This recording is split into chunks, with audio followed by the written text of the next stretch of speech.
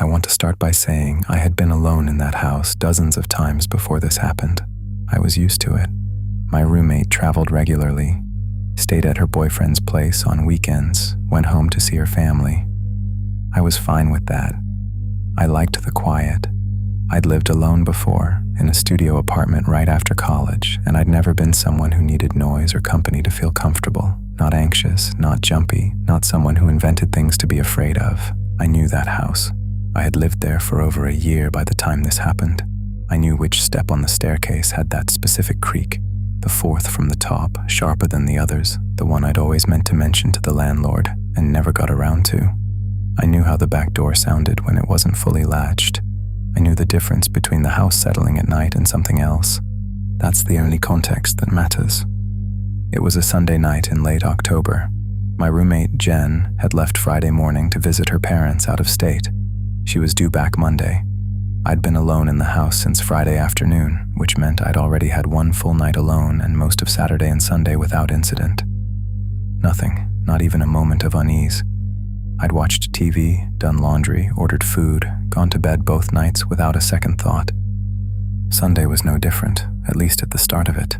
By 11:30, I was already winding down. I'd changed into pajamas, brushed my teeth, done everything except actually go upstairs to bed. I was on the sofa in the living room, legs tucked under me, blanket pulled across my lap even though it wasn't cold. Just habit, just the way I always sat there in the evenings. The TV was on low. I was watching something I'd already seen before, a show I didn't need to pay attention to, the kind you put on when you want the room to feel occupied. There was a glass of water on the coffee table. The lamp next to the sofa was on, throwing that yellowish light it always gave off, the kind that only reaches so far before the edges of the room go dark. The rest of the house was dark. The hallway, the kitchen, the staircase. All of it unlit, all of it quiet, and I wasn't thinking about any of it. I'd walked those spaces in the dark 100 times. I knew them. I had no reason to think about them. My car was parked 2 houses down the street. The driveway was too narrow to pull straight in without scraping the fence on the right side, and I'd given up trying months ago. My keys were on the hook by the front door, where I always left them. My phone was on the kitchen counter, charging. I remembered thinking I should go get it before I fell asleep on the sofa, which I could feel myself starting to do. I was that relaxed. I didn't go get it. I kept watching the TV. That's the thing I come back to, sometimes, when I think about how the night went. Not the big moments, just that one small decision. I stayed on the sofa instead of getting up. If I had gotten up right then, I would have gone into the kitchen and I would have seen the back door. But I didn't.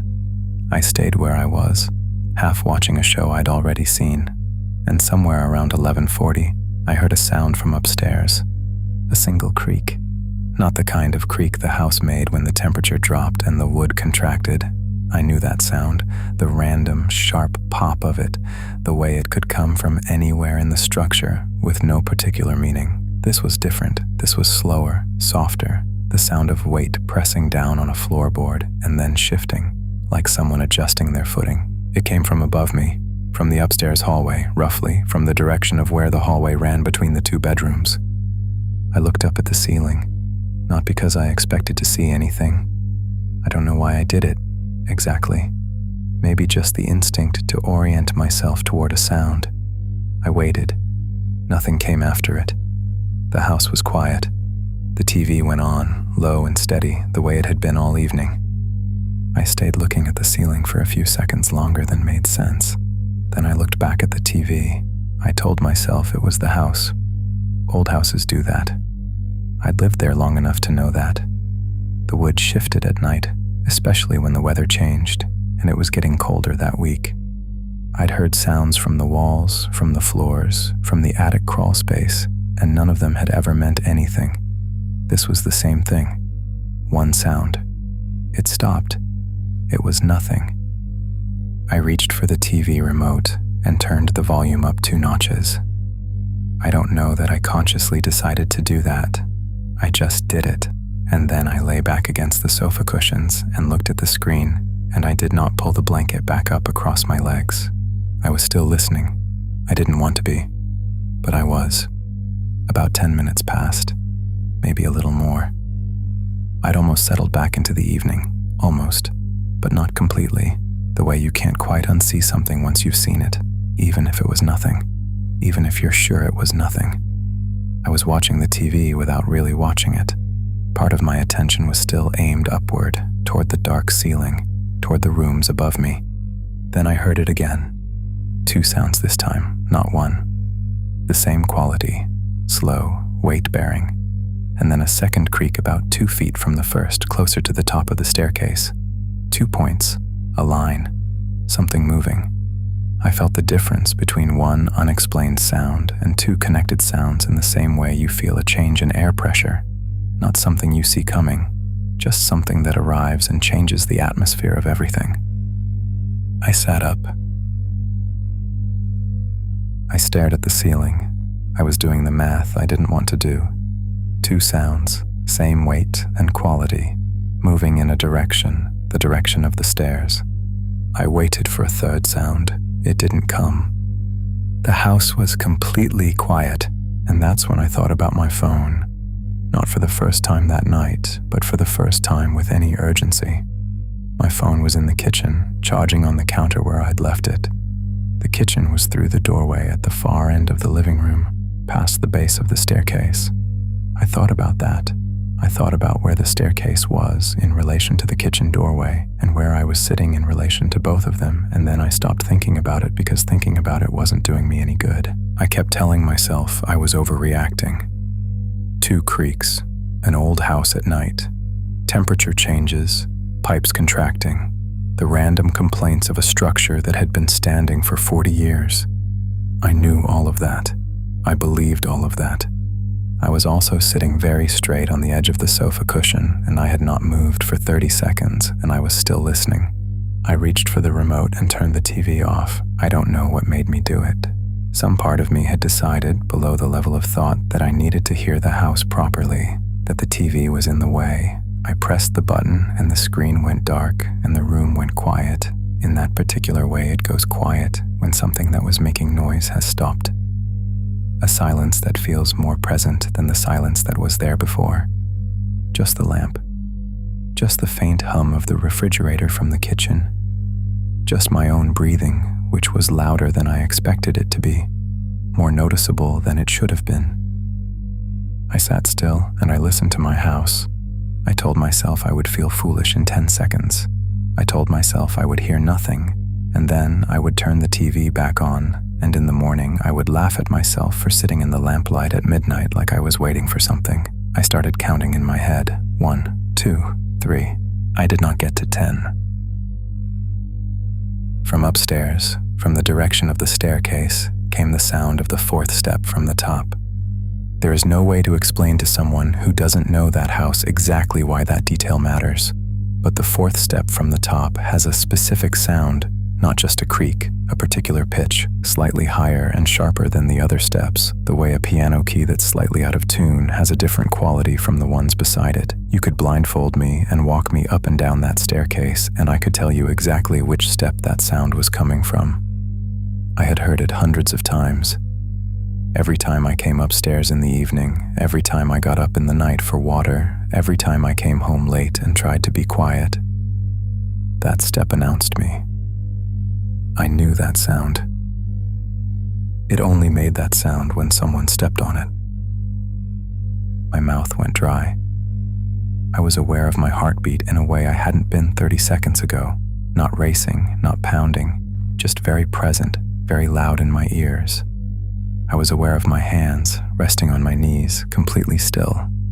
I was aware of the dark mouth of the hallway at the far end of the living room, the place where the lamplight ran out and the darkness started, and the fact that I was sitting with my back to the sofa and my feet on the floor, and nothing between me and that hallway. I did not call out. I thought about it. That reflex you have, the one that makes you want to say, "Hello? Is someone there?" And something stopped it.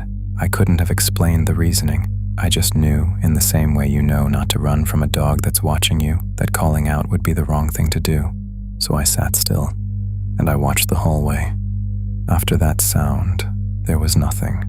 No more steps, no movement that I could hear, just silence, but a different kind of silence than before.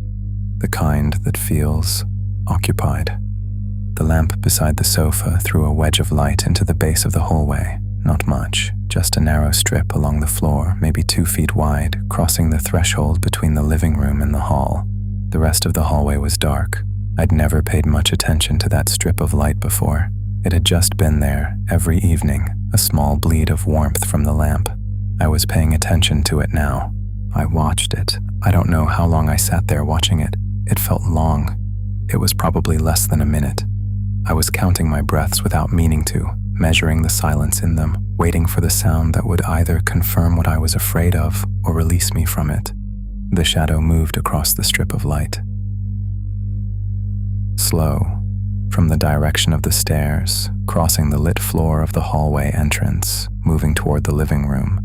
It crossed the light and stopped. People have asked me over the years if I could have imagined it, a trick of the light, the lamp flickering, my own eyes after too long in a dim room. I've thought about it a lot. The answer is no. A shadow does not move like that from a lamp flickering. A trick of the light does not travel in a direction, does not cross a space and stop at a specific point and hold there without moving. Something cast that shadow, and whatever cast it was standing just outside the living room in the dark of the hallway where I could not see it, and it was not moving. I understood, in that moment, with complete and horrible clarity, that I was not alone in my house. The thought arrived without drama, without the adrenaline flood I might have expected. It arrived the way a cold fact arrives, flat and total and impossible to unknow. Someone is in my house. They are standing right there. They know I'm in this room. I didn't think after that.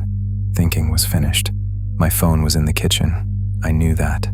I also knew, in the same breath that I knew it, that the kitchen meant the hallway, and the hallway meant walking toward the shadow. I was not going to do that. The front door was on the same wall as the sofa, to my left, maybe 15 feet away. My keys were on the hook right beside it. I had locked up myself earlier that evening. The deadbolt, the way I always did. It was the nearest exit I could reach without going anywhere near the hallway entrance. That was where I was going. I stood up from the sofa. I did it slowly, without making noise, or trying not to. I was aware of every small sound my body made, the cushion shifting under my weight, the faint friction of my socks on the hardwood as I found my footing. I kept my back to the wall, moving left toward the door, keeping the hallway entrance in my peripheral vision without letting myself look directly at it. I did not want to see what was standing there. I did not want it to know that I had seen it. 8 feet to the door, 6, 4, I reached the front door. I lifted my keys from the hook with my left hand and put my right hand on the thumb turn of the deadbolt, and I started to turn it. It was stuck. Not locked wrong, not broken, just stiff the way it sometimes was in cold weather, requiring more pressure than usual. I applied more pressure. The metal was cold against my palm. And then, from the hallway behind me, I heard a footstep. One step, slow, deliberate, moving from the hallway toward the living room, toward the space I had just left, toward me. I turned the deadbolt the rest of the way. I did not look back. I opened the door. I stepped through it onto the porch.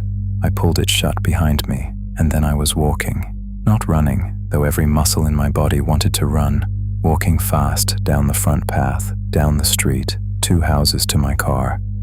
I got in. I hit the lock button. I felt the soft thunk of all 4 doors securing, and I sat there with my hands on the wheel and the engine running, staring straight ahead, and I did not look back at the house. I reached for my phone. It wasn't there. Of course it wasn't there.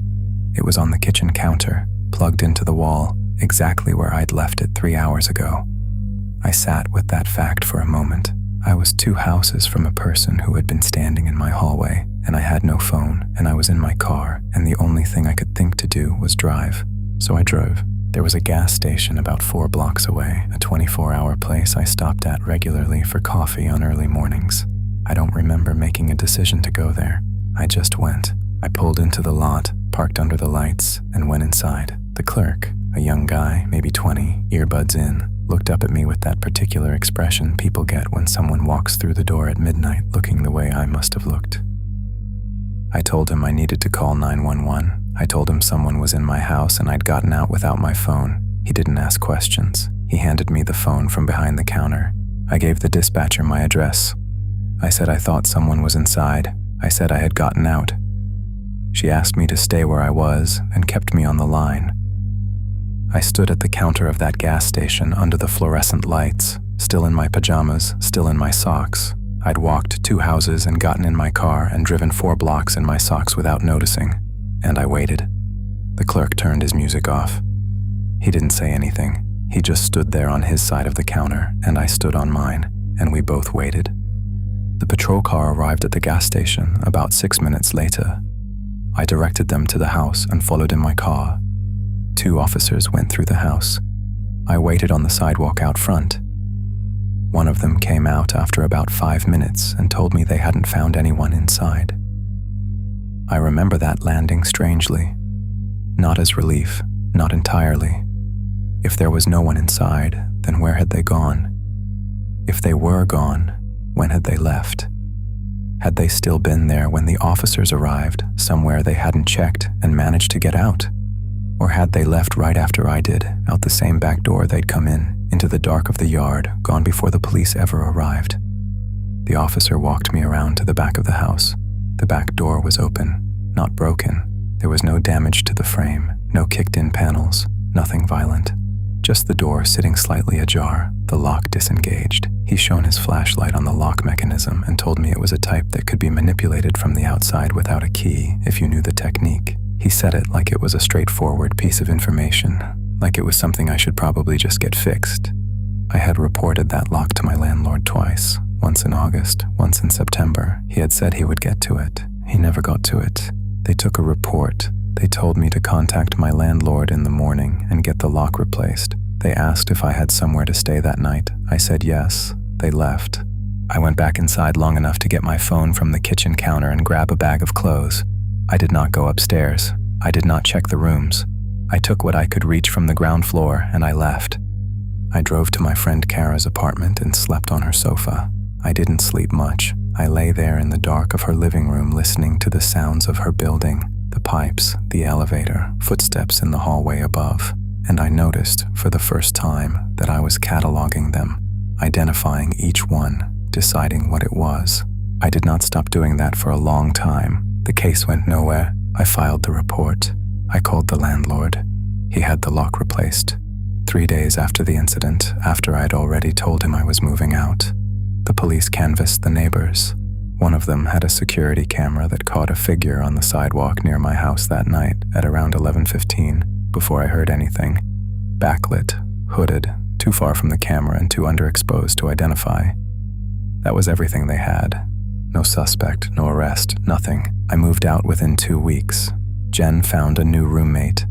I found an apartment in a building with a fob entry system, a doorman on weekday evenings, and neighbors on 3 sides of me. I checked the locks before bed every night. Still do. I haven't rented a house since. What I kept coming back to in the weeks after wasn't the night itself, or it was, but it was a specific part of the night, a question underneath all the other questions. Not just who was in my house, but when. How long had that lock been the way it was? How many nights had someone been able to open that back door? I had been alone in that house many times, not just that weekend. Every weekend Jen was away. Every evening she worked late. Every time I was the first one home and the last one to go to bed. All of those nights stretched back over a year, and in none of them had I ever felt afraid, and I didn't know anymore whether that should reassure me or not. I started to think the question was unanswerable. And then I went back to the house to pack my things, and I found out it was worse than unanswerable. It was 3 days after the incident. I was in my bedroom, pulling boxes from the shelf at the top of my closet. I was almost done. I'd been efficient about it. I'd wanted to be in and out quickly, wanted to spend as little time as possible in that house, and I was nearly finished with the room. I opened the closet all the way to get to the far corner, and I looked down. On the floor of my closet, At the back, toward the left side, sitting upright on the hardwood, was a drinking glass, one of my own glasses from my kitchen cabinet, the kind I used every day. Clear, plain, nothing distinctive about it except that it belonged in the kitchen and was sitting instead on the floor of my bedroom closet. Upright, carefully placed, not knocked over, not rolled into a corner, set down gently, deliberately, upright, like someone had carried it there and put it down with intention. I stood there looking at it for a long time. I did not touch it. I thought about calling the police, and then I thought about what I would say, and I stood there for another long moment, and then I finished packing and I left. I've thought about that glass every day since. I don't know when it was put there. It wasn't there when I moved in. I know that because I cleaned that closet myself when we first took the house, and it was empty. It wasn't there the last time I remember checking the closet, which was maybe 3 weeks before the incident. Somewhere in that window, someone was in my bedroom. Someone was in my house, in my room, close enough to my bed to stand in the open closet and set a glass down on the floor, and I did not know it. I don't know how many times that happened. I don't know if that Sunday night was the first time, or the 5th, or the 15th. I don't know if they were ever in the house while I was asleep upstairs, in the room where I kept that closet 10 feet away. I have no way of knowing. I still don't know who was in my house that night. But sometimes I think about that glass, sitting upright on the floor of my closet, placed there by someone who had been in my bedroom while I was home. And I realize the part that scares me most isn't what almost happened on that Sunday. It's that I still don't know how many times nothing almost happened before.